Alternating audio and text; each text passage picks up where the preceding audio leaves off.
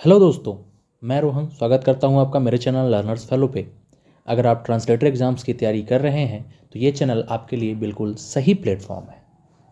आज बहुत ही important topic के बारे में बात करने के लिए आया हूं, जिसमें बहुत सारे लोगों की क्वेरी रहती है, बहुत सारे कमेंट भी आते हैं, टेलीग्राम में मैसेज भी आते हैं कि एलिजिबिलिटी क्राइटेरिया क्या है ना।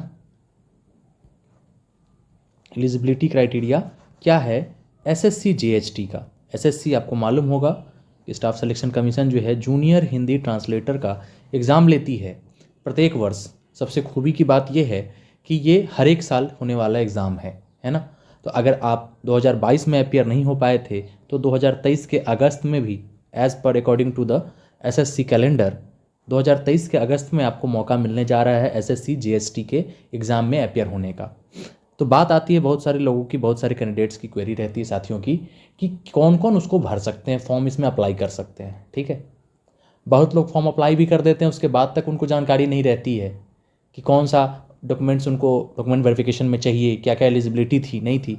तो इन्हीं सब विषयों पे आज हम विस्तार पूर्वक चर्चा करने आए हैं, क्योंकि एक बार आप अगर ये वीडियो देख लेंगे तो उसके बाद आपको क्वालिफिकेशन संबंधित कोई भी क्वेरी आपके माइंड में नहीं रहेगी। ठीक है, तो जो दोस्त अभी पेपर दे चुके हैं या जो दोस्त पेपर देने वाले हैं या आगे आने वाले टाइम में जो भी लोग एसएससी के GST junior Hindi translator paper के लिए अपियर होने वाले हैं, उन सब के लिए वीडियो इंपॉर्टेंट रहने वाला है। तो वीडियो पूरा देखिएगा और बातों को अच्छी तरीके से समझिएगा। और अगर फिर भी कोई दिक्कत रह जाए आपको तो आप कमेंट सेक्शन में कमेंट कर सकते हैं या टेलीग्राम चैनल से जुड़ के वहाँ पे भी आप मुझे डायरेक्ट मैसेज कर सकते हैं। चलिए वीडियो की शुरुआत करते हैं। देखते हैं एसएससी का इस बार 2022 का नोटिफिकेशन है। इसी के अकॉर्डिंग हर साल ही रहता है, ऐसा ही कुछ चेंजेज आते हैं। तो इस बार का ये आपको देखना नहीं है, तो फॉर्म कब आया था ऐसे रहता है नोटिफिकेशन। इसमें हम देखिए, जैसे कि एसएससी जो है मेनली इन पोस्ट के लिए वैकेंसी निकालती है। ये इस बार प्लस हर एक साल जो वैकेंसी रहती है लगभग ऐसी ही रहती है। तो आपको मैं बता दे रहा हूँ कि जूनियर हिंदी ट्रांसलेटर के लिए निकालती है।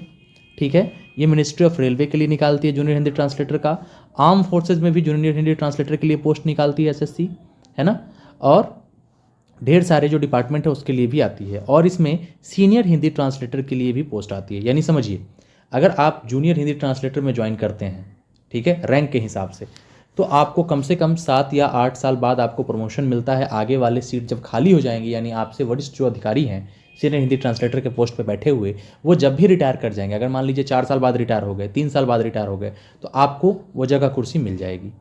लेकिन अप्रॉक्स लगभग मान के चला जाता है कि 7 से 8 साल बाद आपको सीनियर हिंदी ट्रांसलेटर बनने का मौका मिलता है। लेकिन अगर आप अच्छे रैंक ले आते हैं, आपके अच्छे मार्क्स आ जाते हैं, तो आप डायरेक्ट सीनियर हिंदी ट्रांसलेटर के लिए भी नियुक्त हो सकते हैं। इसके लिए वैकेंसी इसी एग्ज़ाम के थ्रू पेपर 1 और पेपर 2 में कंबाइन स्कोर जोड़ के आपको इसके लिए भी मेरिट तैयार की जाती है। ठीक है, तो ये लेवल 6 का पेमेंट पोस्ट है। इसकी सैलरी लगभग 50,000 से ऊपर रहेगी। और वहीं ये लेवल 7 का पेमेंट है, इसमें करीब करीब आपको 65,000 के आसपास, 60 से 65,000 की पेमेंट मिल जाती है सीनियर हिंदी ट्रांसलेटर में।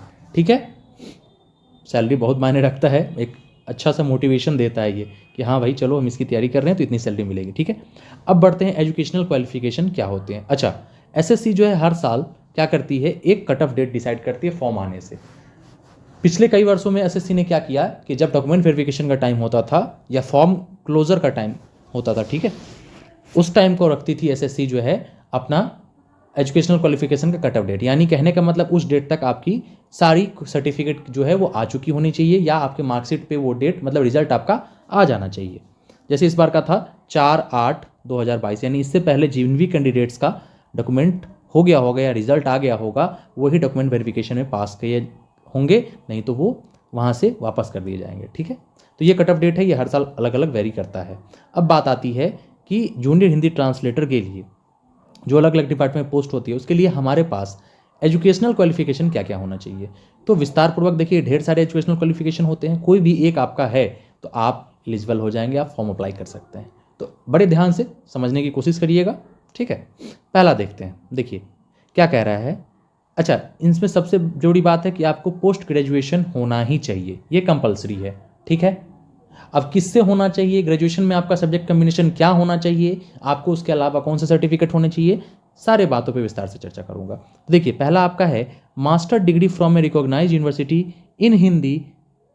पहली बात कि अगर आप देखते चलिए एमए हिंदी किए हुए हैं किसी भी यूनिवर्सिटी से जो मान्यता प्राप्त है, यानी एमए में आपका हिंदी सब्जेक्ट रहा है, ठीक है, और आपका ग्रेजुएशन में है ना, यानी कि बीए में आप अगर इंग्लिश एज ए कंपलसरी और इलेक्टिव सब्जेक्ट, यानी आपने ग्रेजुएशन में इंग्लिश या तो 3 साल है ना, या इलेक्टिव सब्जेक्ट का मतलब होता है कोई भी 1 साल है ना, कोई भी 1 साल या 1 सेमेस्टर भी अगर आपने पढ़ा होगा इंग्लिश, ठीक है, तो आपका इलेक्टिव सब्जेक्ट में काउंट हो जाता है, ठीक है। यानी कि एमए हिंदी और बीए में आपका जो है इंग्लिश या तो 3 साल पढ़ा हो या 1 साल पढ़ा हो या 1 सेमेस्टर, यानी इंग्लिश आप कभी भी ग्रेजुएशन में पढ़े हों तो भी आप एलिजिबल हैं, या आपका मीडियम ऑफ एग्जामिनेशन रहा हो डिग्री लेवल पे, यानी आपने अगर इंग्लिश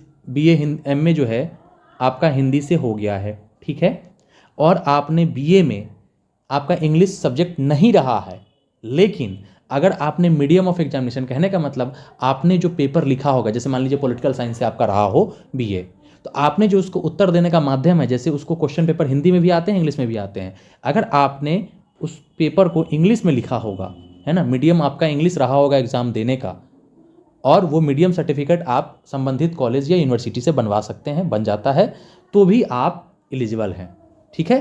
पहला पॉइंट क्लियर हो गया कि एमए हिंदी और इंग्लिश आपका ग्रेजुएशन में कोई भी 1 साल होना चाहिए या मीडियम ऑफ एग्जामिनेशन होना चाहिए, क्लियर है। सेकेंड आते हैं मास्टर डिग्री, या तो आपका एमए क्या हो, एमए आपने इंग्लिश से किया हो, ठीक है, एमए इंग्लिश से किया हो, और आपका बीए यानी ग्रेजुएशन में हिंदी है, या तो 3 साल या तो कोई 1 सेमेस्टर या 1 भी साल आपने हिंदी पढ़ा हो, और अगर नहीं पढ़ा है तो आपके एग्जाम देने का माध्यम जो है वो अगर हिंदी रहा हो, ठीक है, तो भी आप एलिजिबल है। यानी एमए इंग्लिश और ग्रेजुएशन में आपका कोई भी 1 साल हिंदी पढ़ा हो कम से कम, और नहीं तो आपका एग्जाम देने का माध्यम हिंदी रहा हो, तो आप एलिजिबल हैं, ठीक है। दूसरा पॉइंट क्लियर हो गया होगा।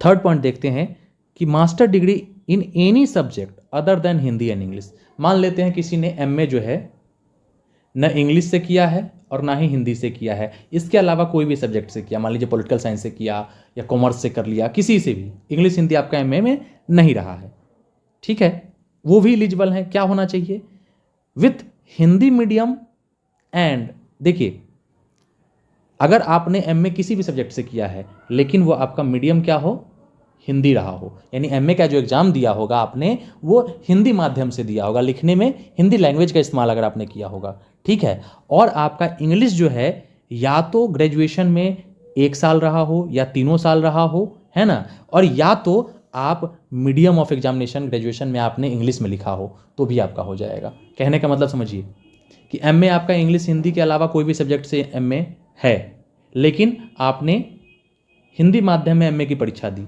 और ग्रेजुएशन में जो है यानी बीए में आपने इंग्लिश या तो 1 साल या 3 साल, नहीं तो कम से कम माध्यम आपका अगर इंग्लिश रहा है, यानी बीए में आपने इंग्लिश माध्यम से परीक्षा दी, एमए में हिंदी माध्यम से परीक्षा दी, माध्यम सब्जेक्ट नहीं है, माध्यम है जिस लैंग्वेज में आपने एग्जाम दिया, तो भी आप एलिजिबल हैं।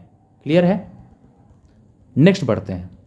अगला है, अगर आप कोई भी सब्जेक्ट से एमए हैं, ठीक है, इंग्लिश या हिंदी के अलावा, और एमए में आपने इसका उल्टा, यानी कि एमए में अगर आप इंग्लिश माध्यम में परीक्षा दिए, ठीक है, और आपका बीए में हिंदी या तो 3 साल रहा हो कंपलसरी, या तो इलेक्टिव या तो 1 सेमेस्टर या 1 साल भी पढ़ा हो आपने, और नहीं तो आपने बीए में अगर हिंदी माध्यम से परीक्षा दे दी हो, तो भी आप एलिजिबल हैं इसके लिए। क्लियर है। आगे बढ़ते हैं। अगर आपने मास्टर डिग्री किया है किसी भी सब्जेक्ट हिंदी या इंग्लिश के अलावा, है ना, with Hindi and English as a compulsory और इलेक्टिव सब्जेक्ट, या ग्रेजुएशन में आपका इंग्लिश और हिंदी दोनों रहा हो, है ना, मतलब एमए आपने किसी भी सब्जेक्ट से कर लिया और ग्रेजुएशन में बीए में आपका इंग्लिश और हिंदी, यानी एक आपने 3 साल रखा, दूसरा आपने कोई भी 1 या 2 साल तक पढ़ा है इंग्लिश या हिंदी में से, ठीक है, या नहीं तो एमए आपका कोई भी सब्जेक्ट से है, या तो इन दोनों में से कोई भी जो है either of the two as a medium of examination and other as compulsory. यानी आपने ग्रेजुएशन में मान लेते हैं कि हिंदी पढ़ा 3 साल, ठीक है, लेकिन आपका माध्यम जो है कोई भी एग्जामिनेशन देने का, या इंग्लिश पढ़ा 3 साल, तो आपने हिंदी माध्यम में भी एग्जाम दिया हो तो भी आप एलिजिबल हैं। बात समझ में आई? या तो ग्रेजुएशन में इंग्लिश हिंदी मतलब कॉम्बिनेशन होना चाहिए, या तो सब्जेक्ट हो या तो आपका माध्यम हो, ठीक है, ये होना चाहिए। और क्या है इसके अलावा, एंड यानी ये जो भी बताया मैंने, इसके अलावा आपके पास क्या होना चाहिए, वो तो है ही, आपके पास एक रिकॉग्नाइज्ड डिप्लोमा या सर्टिफिकेट कोर्स होना चाहिए। किसमें? ट्रांसलेशन में, ठीक है, ये हिंदी से इंग्लिश और इंग्लिश से हिंदी। देखिए आपके मार्कशीट पे ये वाइस वर्सा वर्ड लिखा होना चाहिए कि जो ट्रांसलेशन आपने कोर्स किया है, या तो डिप्लोमा कोर्स या तो सर्टिफिकेट कोर्स, ये आपका इंग्लिश टू हिंदी है और हिंदी टू इंग्लिश है, यानी वाइस वर्सा, यानी दोनों में होना चाहिए। अगर किसी पे सिर्फ हिंदी टू इंग्लिश लिखा है, इंग्लिश टू हिंदी नहीं है, तो वो मान्य नहीं होगा। आपको उस यूनिवर्सिटी से, उस कॉलेज से बनवाना पड़ेगा कि हाँ ये ट्रांसलेशन का जो कोर्स है वो दोनों लैंग्वेज में था, वाइस वर्सा, यानी इंग्लिश टू हिंदी और हिंदी टू इंग्लिश दोनों में रहा है, ठीक है। और नहीं तो इन सर्टिफिकेट्स के अलावा, एमए बीए के अलावा, जो आपके पास कम से कम 2 साल का एक्सपीरियंस होना चाहिए ट्रांसलेशन का, इंग्लिश से हिंदी और हिंदी से इंग्लिश में। कोई भी स्टेट गवर्नमेंट या सेंट्रल गवर्नमेंट में अगर आप कार्यरत हैं तो भी आप, 2 साल का अनुभव है तो भी आप इसके लिए एलिजिबल हैं, ठीक है। ये बातें क्लियर हो गई। एज आपका 30 ईयर्स तक रहता है, बाकी जो वर्किंग है उनके लिए कुछ एज का रिलैक्सेशन होता है। हम आज इस वीडियो में सिर्फ एजुकेशनल क्वालिफिकेशन पे बात कर रहे हैं। तो ये आपका उम्मीद है कि क्लियर हो गया होगा कि क्या क्या चाहिए। अच्छा, डिप्लोमा कोर्स में क्या कर सकते हैं आप? PGDT, है ना, जिनको मालूम है उनके लिए कोई बात नहीं है, जिन नए हैं जिनको नहीं मालूम है उनके लिए ये वीडियो इंपॉर्टेंट है। PGDT का क्या मतलब हो गया? Post graduate diploma in translation. ये एक कोर्स होता है जो SSC बिल्कुल मान्य करती है। इसको आप बात सवाल आती है कि आप कहाँ से कर सकते हैं PGDT का कोर्स। ये समझ लीजिए, ये 1 साल का कोर्स होता है। कितने का? 1 साल का समय आपको इसमें लगेगा, ठीक है। सबसे अच्छा अगर आप करना चाहते हैं, एकदम कोई टेंशन नहीं, एकदम मान्य होगा नहीं होगा, क्या होगा, सर्टिफिकेट पे वाइस वर्सा लिखा होगा कि नहीं, इसके लिए आप क्या कर सकते हैं? IGNOU, Indira Gandhi national open university, जो दिल्ली में इसका हेड ऑफिस है। और आपका स्टडी सेंटर हर एक शहर में, मुख्य मुख्य शहर में कॉलेज एफिलिएटेड होते हैं, उनसे जुड़े हुए होते हैं, वहाँ स्टडी सेंटर होता है और ये मान्य होता है, ठीक है। तो आप इग्नू से ऑनलाइन एडमिशन ले सकते हैं PGDT कोर्स में। लगभग 5,000 के आसपास इसका फ़ी होता है 1 साल का। आपको एक बार एडमिशन लेना होता है। एग्ज़ाम के टाइम से पहले उसका असाइनमेंट आता है। 4 पेपर का असाइनमेंट आपको जमा करना होता है स्टडी सेंटर पे, और 1 पेपर का असाइनमेंट आपको बाई पोस्ट जो है वो दिल्ली, उस पते पे आपको, उस पर लिखा होता है, उस पते पे आपको दिल्ली भेजना होता है। टोटल 5 पेपर होता है। रिटन आपका एग्ज़ाम से पहले आपका एग्ज़ाम फॉर्म आएगा। लगभग 150 या 200 रुपये एक सब्जेक्ट का एग्ज़ाम फॉर्म जमा करना होता है, ठीक है। और आप एग्ज़ाम सेंटर कहीं भी चूज़ कर सकते हैं। मान लिया स्टडी सेंटर आपने रांची में एडमिशन लिया है, ठीक है, लेकिन आपको लगता है कि जब इसका एग्ज़ाम होगा 1 साल बाद जैसे, तो आप उस समय आपको लगता है कि नहीं मैं रांची में नहीं रहूँगा, उस समय मैं, हो सकता है कि मैं केरल में रहूँ, है ना। तो आप एग्ज़ाम फॉर्म भरते समय, जब एग्ज़ाम से पहले एग्ज़ाम फॉर्म आता है, उस समय आप केरल के कोई भी एग्ज़ाम सेंटर जो कि खाली हो उसको सेलेक्ट कर सकते हैं, और आपका एग्ज़ाम वहीं केरल में ही आप 4 पेपर का एग्ज़ाम दे सकते हैं। 4 पेपर का रिटन होता है। बात समझ में आई? यानी स्टडी सेंटर और एग्ज़ाम सेंटर का कोई रिलेशन नहीं है। चाहें तो आप वहाँ पे भी दे सकते हैं। आप जहाँ सेलेक्ट करेंगे एग्ज़ाम सेंटर, आपको वहीं पे दे सकते हैं। मान लीजिए आप कोलकाता में रहेंगे उस टाइम, तो आप एग्ज़ाम फॉर्म 2 महीने पहले लगभग आता है, तो आप कोलकाता सेलेक्ट कर लीजिए, कोलकाता का कोई कॉलेज जो आपके आसपास है, और आप वहीं पे जाके एग्ज़ाम दे सकते हैं। बात समझ में आ गई? तो PGDT कोर्स आप इग्नू से कर लेंगे, और इग्नू जो है रिजल्ट जारी करती है, और उसके बाद आपको बाई पोस्ट, रिजल्ट जारी होने से लगभग 10 से 15 दिन के अंदर आपको बाई पोस्ट आपका मार्कशीट और प्रोविजनल सर्टिफिकेट, जो कि आपका ओरिजिनल सर्टिफिकेट जब तक नहीं आता तब तक वैलिड होता है, ये दोनों चीज़ बाई पोस्ट आपको भेज देती है ओरिजिनल में, ठीक है। और आपके पास एजुकेशनल क्वालिफिकेशन BA MA का सर्टिफिकेट रहता ही है, आप बिल्कुल एलिजिबल हो जाते हैं SSC GST के लिए, ठीक है। उम्मीद है आपके सारे सवालों के जवाब मिल गए होंगे, और अगर फिर भी आपको कोई भी समस्या रह जाती है इसके अलावा, है ना, तो आप कमेंट बॉक्स में कमेंट करिएगा, और टेलीग्राम चैनल का लिंक मैं डिस्क्रिप्शन बॉक्स में दे दूंगा, वहाँ से ज्वाइन कर लीजिए और वहाँ पे मिलजुल के सब काफ़ी कैंडिडेट जो हैं, काफ़ी हमारे साथी हैं, तैयारी करते हैं। और इस चैनल पे वीडियोस भी SSC GST की तैयारी के लिए या ट्रांसलेटर एग्जाम्स की तैयारी के लिए वीडियोस धीरे धीरे अपलोड होते रहते हैं, तो आप जुड़े रहेंगे तो आपको हेल्प मिल जाएगी। प्लेलिस्ट में आप चेक कर सकते हैं उसे, ठीक है। तो आज एजुकेशनल क्वालिफिकेशन के सारे डाउट क्लियर हैं। कोई भी डाउट फिर भी रह गया तो कमेंट बॉक्स में आप कमेंट कर लीजिए या वीडियो को दोबारा देख लीजिए, ठीक है। और ये टेलीग्राम चैनल का लिंक है, डिस्क्रिप्शन बॉक्स में मिल जाएगा, लर्नर्स फेलो नाम से ही है, ठीक है। और बहुत लोगों की क्वेरी थी, अगर वीडियो पसंद आया हो, अगर आपको कुछ नया सीखने को मिला हो या आपके जानकारी की कोई भी बात इसमें कही गई हो तो आप वीडियो को लाइक कर दीजिए। और भी जो दोस्त आपके तैयारी कर रहे हैं या इस वीडियो देखने के बाद आपको लगता है कि हाँ ये क्वालिफिकेशन है या ये मैं कर लूँगा, तो आप बिल्कुल इसको शेयर भी कर दीजिए। एक बात और रह गई अगर, कि इसको आप इग्नू में 2 साल में 2 बार एडमिशन होता है, ठीक है, 2 बार एडमिशन होता है। एक बार लगभग दिसंबर या जनवरी सेशन होता है और एक या जून या जुलाई सेशन होता है। यानी आप अगर आप जनवरी वाला सेशन में एडमिशन खत्म हो गया है तो आप जुलाई टाइम में ले सकते हैं, ठीक है। 2 बार एडमिशन होता है, बाकी आप सर्च कर लेंगे खुद से। कोई दिक्कत हो तो कमेंट कर लीजिएगा, वीडियो को लाइक शेयर और चैनल को सब्सक्राइब ज़रूर कर लीजिए, ठीक है। वीडियो देखने के लिए आप लोगों का दिल से आभार, बहुत बहुत धन्यवाद। मिलते हैं अगले वीडियो में।